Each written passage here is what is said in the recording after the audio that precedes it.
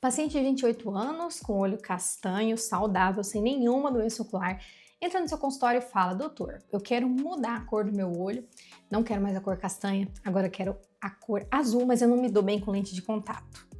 O que você responde? Essa é uma das perguntas que tem duas respostas, tá? Atualmente no mundo da oftalmologia. E o que eu vou trazer aqui é justamente o debate sobre a ceratopigmentação, principalmente porque na edição de julho do Cornea Journal foi aberto esse debate. Então, dois grandes especialistas publicaram cada um seu artigo, sua opinião, que é totalmente diferente uma da outra, tá? Um diz que o procedimento pode sim ser feito de forma cosmética e o outro fala que de forma alguma. Eu vou trazer os dois artigos aqui, como eles foram publicados, como funciona essa técnica e o que o CFM diz sobre aqui no Brasil.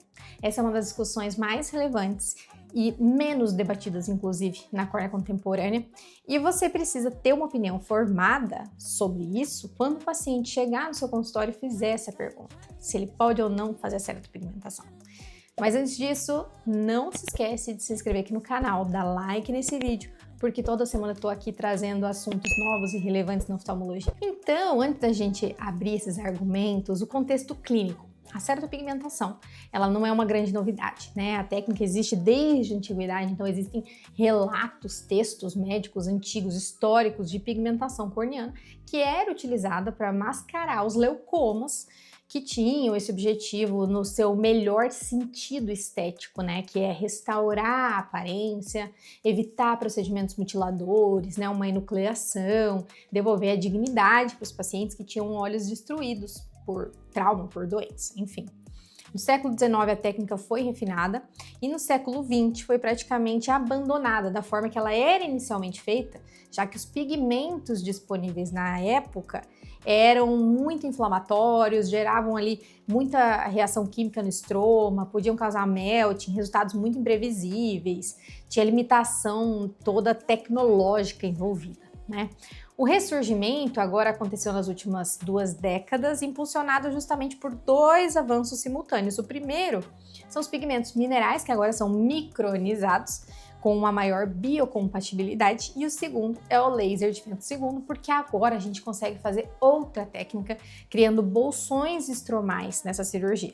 Esses 2 elementos acabaram transformando a técnica, que era muito artesanal e imprevisível, em um procedimento reproduzível, com resultados que conseguem ser estatisticamente controlados. As indicações que a comunidade oftalmológica aceita, sem grande controvérsia, sem grande debate, são leucomas corneanos desfigurantes em olhos que já não enxergam, que não têm prognóstico, aniridia, colobomas de íris ou defeitos irianos com fotofobia funcional, a diplopia monocular intratável por defeito de íris e olhos desfigurados com trauma, com doenças graves, como uma alternativa à enucleação ou evisceração. Essas indicações têm em comum o princípio de que existe um problema real, funcional, em um olho que já está comprometido e a ceratopigmentação vai resolver esse problema sem piorar o que já existe. Agora, o debate começa quando essa indicação muda, né? Quando o paciente tem um olho normal, uma visão normal e o único motivo é estético. Eu quero os meus olhos castanhos azuis. Para avaliar os riscos e benefícios, você precisa entender o que acontece cirurgicamente. Então, existem basicamente 2 abordagens hoje em dia da ceratopigmentação moderna. A primeira, ela pega um pouco do conceito inicial, né? A forma clássica superficial, em que a gente tem a aplicação do pigmento diretamente sobre o estroma anterior, depois da remoção do epitélio, mas com resultados um pouco menos precisos e uma maior irregularidade superficial. Existe hoje em dia uma variação dessa técnica, que é feita com um dermógrafo, que tem um resultado estético muito melhor e muito mais previsível. Outra opção, e é a que vem sendo feita aí nos casos puramente estéticos, é a pigmentação intraestromal assistida pelo laser de vento segundo. Então, o laser cria um bolsão lamelar dentro desse estroma corneano, semelhante ao que é feito no LASIK ou no SMILE, porém sem a remoção do tecido. Depois, esse bolsão é preenchido pelo pigmento mineral micronizado, que a gente falou, que acaba ficando depositado ali de uma forma mais estável. A cor visível do observador externo, então, vai ser a que você olha através do estroma transparente e do epitélio. Até aí, ok. Os pigmentos utilizados também, né, atualmente mudaram, então eles continuam sendo minerais, como o dióxido de titânio para tons mais claros e o óxido de ferro para tons mais escuros, mas eles são micronizados. O que isso quer dizer? Que são partículas de um tamanho micrométrico, então isso também garante que a distribuição no bolsão seja mais uniforme. E aqui vem um dado regulatório que toda pessoa que considera fazer esse procedimento precisa saber, tá? O FDA nos Estados Unidos ainda não aprovou nenhum pigmento ou dispositivo para uso intracorneano com a finalidade de alteração cosmética dos olhos. Na Europa, alguns pigmentos têm até um selo regulatório aprovado, mas isso na verdade significa que ela tem conformidade com padrões de fabricação, não com aprovação específica para o uso intracorneano e em olhos normais. Agora vamos dar início aqui aos nossos artigos fresquinhos, tá? O primeiro artigo foi publicado pelo Dr. Jorge Alió, que é um dos maiores cirurgiões de córnea, um dos mais reconhecidos no mundo e que fala diretamente da Espanha, né?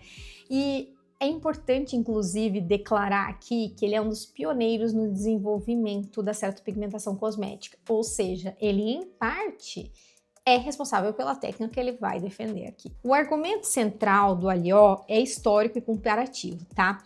Ele lembra que praticamente toda a inovação científica na área da oftalmologia, principalmente na área cirúrgica, enfrentou muita resistência antes de ser aceita. Então ele cita a facoemulsificação, comentando que ela foi ridicularizada para quem estava ouvindo ali, né? Parecia uma coisa absurda, toda a questão das lentes intraoculares que poderiam ser tóxicas, até a cirurgia refrativa, que passou por anos de ceticismo antes dela ser aceita. Para o Alió, a ceratopigmentação cosmética está passando por esse mesmo ciclo, ou seja, tem essa resistência atual que reflete mais de um desconforto de aceitar algo novo do que uma evidência de que, de fato, existe um dano ali. Ele apresenta, inclusive, dados das suas próprias séries, seus próprios estudos, tá? Os resultados satisfatórios em indicação terapêutica e, inclusive, estendendo essa satisfação toda para finalidade cosmética, dizendo que os pacientes são super satisfeitos e adoram ter feito o procedimento. Ele também faz uma comparação com os implantes cosméticos de íris, que são aquelas lentes, né, digamos assim, coloridas, que ficam na câmara anterior e que tem altíssimas taxas documentadas de complicações, que é praticamente inaceitável pelo alto risco de glaucoma, descompensação endotelial e por aí vai. Ele também citou os procedimentos a laser para despigmentação de íris, que permanecem sendo aí experimentais, que geram dispersão pigmentar e um alto risco inflamatório, né? Nesse contexto, a ceratopigmentação com laser de femtosegundo e com esses pigmentos todos modernos, segundo ele, seria a melhor opção, a mais segura dentre todos esses procedimentos disponíveis. O Alió também falou que a técnica tem compatibilidade com os exames oftalmológicos de rotina, tá? Então, por exemplo, campo visual, microscopia especular, topografia, menos gonioscopia. Mas, e isso é até honesto da parte dele, tá? Ele mesmo traz que existem grandes limitações, em que nenhum estudo, até atualmente, né, existe um segmento superior a 5 anos, que os pigmentos também, muitos não são patronizados, são utilizados off-label, durabilidade, que não se tem ainda a comprovação de até onde esses pigmentos vão a longo prazo, né? Não existem estudos tão robustos sobre isso e nem sobre a biocompatibilidade desses pigmentos. Agora, vamos para o nosso segundo artigo, tá? Que é do Dr. Samir Jabbour, que é um oftalmologista do Canadá, também super especialista em córnea e cirurgia refrativa. E ele publicou logo abaixo, no mesmo número da revista de córnea, na mesma edição de julho, essa versão oposta de opinião. Chamou muita atenção uma do lado da outra. O argumento de Jabbour não é que a ceratopigmentação deve ser crucificada, que ela é ruim, que é um absurdo. É mais de bom senso, né? Ele reconhece o valor da técnica em indicações terapêuticas, ou seja, justamente esses olhos desfigurados, com defeitos ilianos, com fotofobia, incapacitante. Nesse contexto, a ceratopigmentação pode ser transformadora. Agora, o problema é você estender essa indicação para olhos normais com finalidade totalmente estética. O primeiro ponto que ele traz, inclusive, é sobre a qualidade de evidência disponível. E isso até o Alió teve que concordar ali no artigo com a visão dele, né? A maioria dos estudos publicados são pequenas séries, sem grupo controle, com segmento curto e frequentemente são conduzidos por autores que trabalham em clínicas que oferecem esse procedimento comercialmente. Isso não invalida, lógico, os dados, mas introduz o viés de seleção e de publicação que precisa sim ser reconhecido, tá? O segundo ponto é sobre complicações específicas. Então, em um estudo multicêntrico citado por Jabbour, mais de 35% dos olhos precisaram de novos procedimentos por desbotamento de pigmentos, assimetrias ou insatisfação estética. Isso é um dado que dificilmente aparece nos resumos de congresso ou quando a gente vê em redes sociais, né? Principalmente a propaganda do procedimento em si. E além disso, ainda existe astigmatismo irregular, aberrações de alta ordem que foram descritos aí como possíveis consequências desse procedimento e que podem sim gerar dano funcional para esse paciente, tá?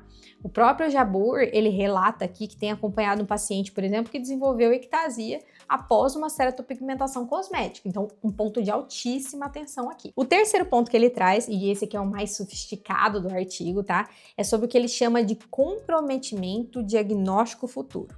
Ou seja, a córnea pigmentada, ela é uma estrutura que é irreversível, né?